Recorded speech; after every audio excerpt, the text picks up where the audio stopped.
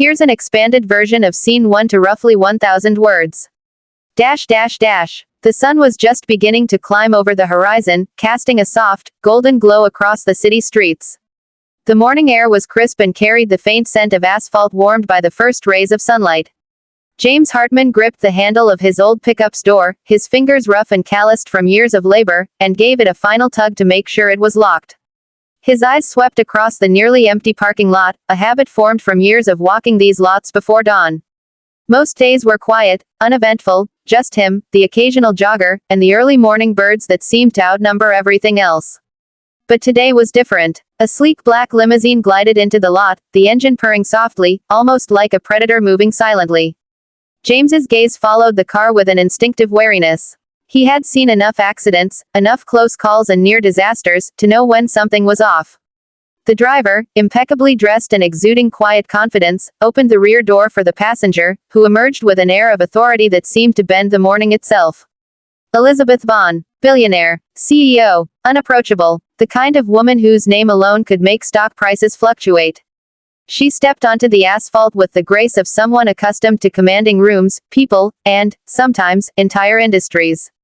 Her tailored suit was flawless, a deep navy blue that seemed to absorb the early sunlight, while her diamond earrings caught stray beams, sending tiny flashes of light dancing across the lot.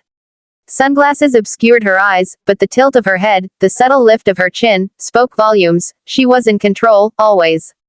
James took a slow, deliberate step forward. He wasn't a man to flinch, but he felt the weight of the situation pressing down on him. Most people would have ignored him, dismissing his warning as some insignificant interruption to their morning routine. But he knew better. Something wasn't right. "Ma'am," he called out, his voice carrying in the quiet morning air. "Look under your car." The words hung for a moment, absurd and jarring in the stillness. Elizabeth's head tilted slightly, as if to examine him through the lens of disbelief. Her lips curved into a faint, incredulous smile. "Excuse me," she said, the sharpness in her tone cutting through the chill. James took another step, closing some of the distance between them. "Under your car, now." There was no hesitation in his voice, no hint of joking. This wasn't about manners or social niceties. This was about survival. Her smile faltered. There was a flicker of curiosity, maybe even apprehension, in her gaze as she leaned slightly out of the tinted window. For a moment, James thought she would dismiss him entirely. People like her rarely paid attention to strangers, especially strangers in worn jeans and a jacket that had seen better days. But then her eyes caught a glint, subtle and metallic, near the front tire. Her composure wavered for the briefest instant before the carefully constructed mask of confidence returned. James didn't wait. He knelt swiftly, his knees pressing against the cool asphalt as he reached under the limousine. At first, it looked like a jumble of metal and rubber, nothing of consequence. But then his fingers brushed against something cold and angular. Something that shouldn't have been there. A small device, crudely constructed but clearly dangerous, rested beneath the car. Wires protruded haphazardly, a timer blinking ominously, counting down in seconds that felt much too short. James's breath caught in his throat, not from fear, but from the adrenaline of realization. He had seen makeshift bombs before, carefully hidden and timed to maim or kill. And this one wasn't disguised well enough to fool him. Not today. Elizabeth had stepped back slightly, her sunglasses now removed, revealing wide eyes that reflected the metallic terror beneath her car. "Oh my God," she whispered, the words barely audible. Her hands trembled as she instinctively reached for the nearest point of support. James carefully positioned the device, keeping it away from both of them. "You've got enemies who don't play fair," he said, his voice low and steady. "And they think money can protect you. It can't. Not this time." Elizabeth's mind raced. Who would want to hurt her? Her businesses had many rivals, but this was personal. The timing, the precision, it was clear that someone knew her schedule, her habits, her vulnerabilities. She felt the sharp sting of fear she hadn't felt in years. Fear that money and power couldn't touch. Fear that life could be snatched away in a single, calculated moment. James met her gaze, noting the flash of panic and the shimmer of uncertainty. "I've seen people get complacent," he said quietly. "They think just because they're rich, they're safe. But danger doesn't care about wealth. Danger comes when you least expect it." She nodded, swallowing hard, trying to steady her racing heart. She realized how fragile her carefully curated life really was, how easily it could be dismantled by a single misstep, or by someone with the right instincts, like James. He picked up the device carefully, his movements deliberate and precise. "We're going to need to get it checked out," he said. "But first, you need to understand, this isn't random. Someone wanted to send a message." Elizabeth's mind reeled. She had always believed that her influence, her fortune, her network of security, would shield her from anything remotely life-threatening. But now, standing in the empty lot with a man who had just pulled her back from the edge, she realized how naive that belief had been. Her hands were still shaking as she adjusted her sunglasses and tried to regain composure. I don't know what to say," she stammered. Her voice, usually so commanding, faltered under the weight of reality. James gave a faint shrug, not looking at her directly. "Just, be careful who you trust," he muttered. "Some people won't hesitate. Some people have been planning this for months. Years, maybe. And they'll take any chance they get." Elizabeth's eyes lingered on him, taking in the unassuming man who had just saved her life. He wasn't flashy. He didn't wear a designer suit or have a bodyguard trailing him. He was just alert, observant, courageous in a way that no amount of money could buy. For the first time in her life, Elizabeth felt completely, utterly vulnerable, and it was terrifying. And yet, paradoxically, she also felt a surge of gratitude, a recognition of the stark reality that not all heroes wore capes, and not all saviors were part of her world of wealth and power.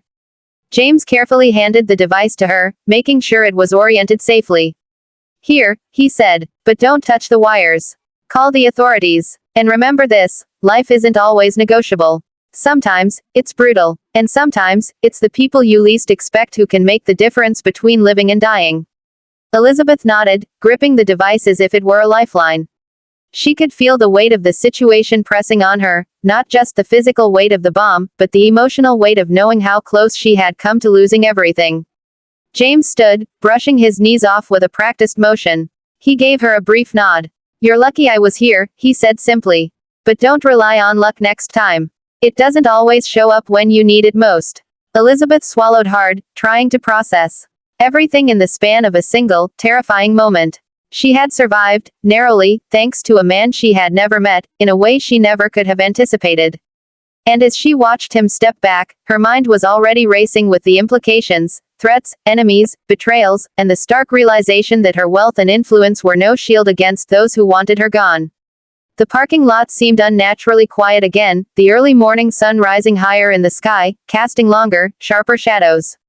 Elizabeth realized, with a mix of fear and respect, that this encounter had changed something fundamental, not just in her mourning, but in her understanding of the world.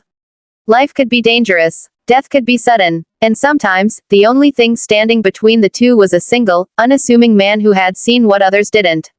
James took a final step back, his eyes scanning the area for any other threats, his mind already moving on to the next problem. For him, this was just another day. For Elizabeth Vaughn, it was a wake-up call, an unforgettable, terrifying, and profoundly humbling reminder that life was fragile, unpredictable, and that sometimes, survival depended on the courage and intuition of someone entirely unexpected. If you want, I can also expand scene 2 to 1,000 words in the same cinematic, detailed style so the full story is immersive. Do you want me to do that next? Here's an expanded version of scene 2 to roughly 1,000 words. The wail of sirens broke through the quiet of the early morning, slicing across the city like a blade. Within moments, the once empty parking lot was transformed into a scene of controlled chaos. Police cruisers arrived first, their lights flashing red and blue, casting jagged, dancing reflections off the limousine's polished black surface. Behind them came the bomb squad trucks, each vehicle large and imposing, its crew bustling with urgent precision. Elizabeth stood frozen a few feet from her car, the high heels of her tailored suit now seeming absurdly fragile against the harsh reality of what had just happened. James remained at her side, his posture tense but calm. He had seen enough dangerous situations in his life, situations where panic was the worst enemy, to know that staying collected was as important as staying alive. His eyes scanned the crowd of uniformed officers, taking in every detail, who moved too quickly, who lingered too long, who seemed distracted. Instincts honed by years of unpredictable circumstances told him that danger wasn't always eliminated simply by calling authorities. It had a way of hiding, waiting for a lapse in attention. Elizabeth's hands, which had only moments ago held the crude, blinking device, were now pressed to her chest. The adrenaline coursing through her veins had not yet subsided, leaving her shaking slightly despite her best efforts to remain composed. She looked at James, really looked at him, and for the first time in years, she felt powerless. Money, influence, an army of assistants, none of it could shield her from the reality that someone had wanted her dead, and that she had come within moments of being a statistic. The bomb squad leader, a broad man with a shaved head and a scar running diagonally across his cheek, approached, flanked by his team. He wore a bulletproof vest over his uniform, and his eyes were sharp, scanning the area with the meticulous attention of someone who had spent years facing threats that most people didn't even know existed. "This was a serious attempt," he said, his voice low but firm. "Someone knew exactly where you would be and how to get close. You've been lucky." Elizabeth's fingers tightened around her handbag, the words echoing in her mind. Lucky. Was that what she was supposed to call this? Lucky that a stranger had noticed a detail she never would have seen. Lucky that her life hadn't been snatched away in an instant. She looked down at her limousine, the sleek black surface now marred by shadows and chaos, and felt an unfamiliar vulnerability, one she hadn't experienced in decades of boardrooms, mergers, and high-stakes negotiations. James remained silent, his eyes following the bomb squad as they carefully examined the device. The timer, now safely disconnected, sat on a steel tray, its blinking lights slowly fading. He had seen enough close calls in his life to know that surviving was often a combination of instinct, awareness, and luck, but today, awareness had been the deciding factor. Elizabeth finally spoke, her voice shaking slightly. How did you know?" she asked, almost to herself.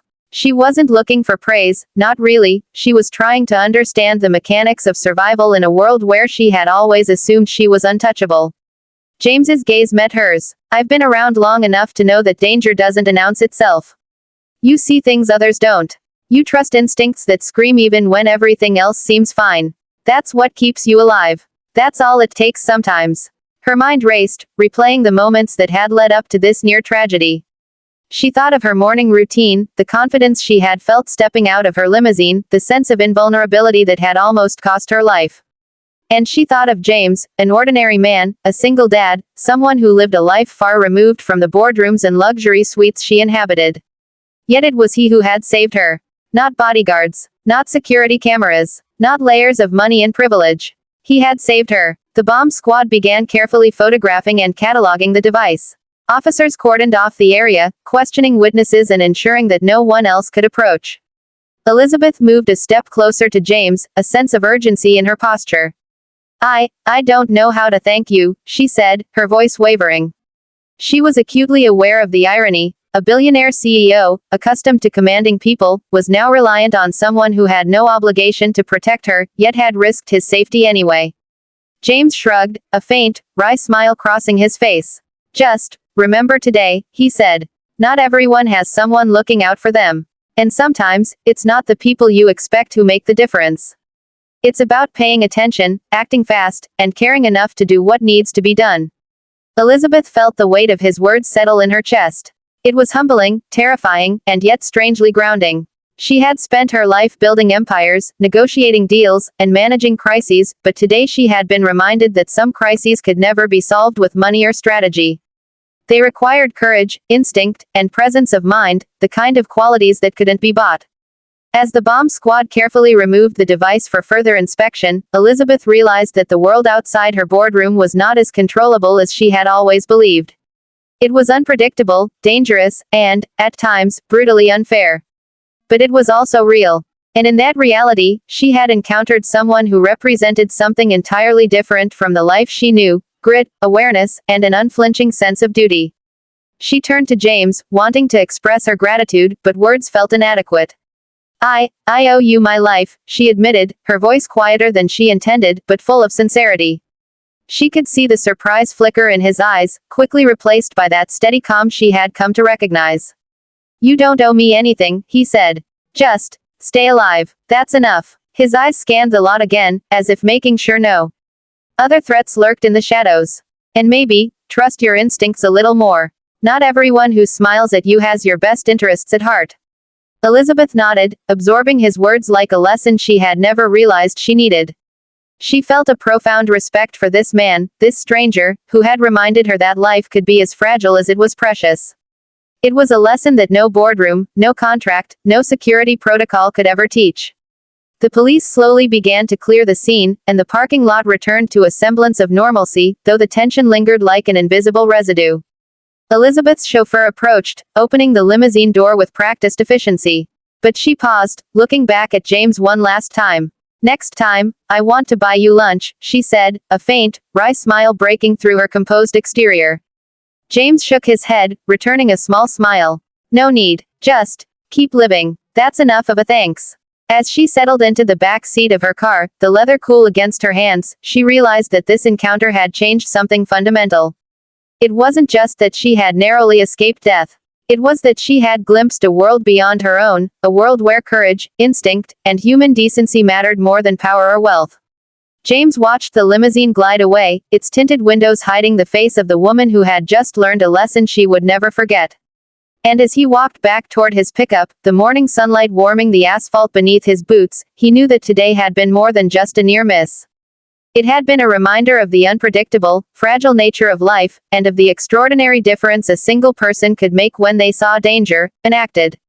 In the quiet that followed, the city resumed its rhythm, oblivious to the drama that had unfolded in that small, sunlit parking lot. But for Elizabeth Vaughn and James Hartman, the morning would never be the same. One had been saved, the other had acted without hesitation, and in that collision of worlds, something unspoken had been forged. A respect, a lesson, and a bond born of survival, courage, and the humbling truth that even the most powerful are not invincible. If you want, I can also create cinematic, detailed image prompts for both Scene 1 and Scene 2 so you could visualize or illustrate the story like a thriller graphic novel. Do you want me to do that next?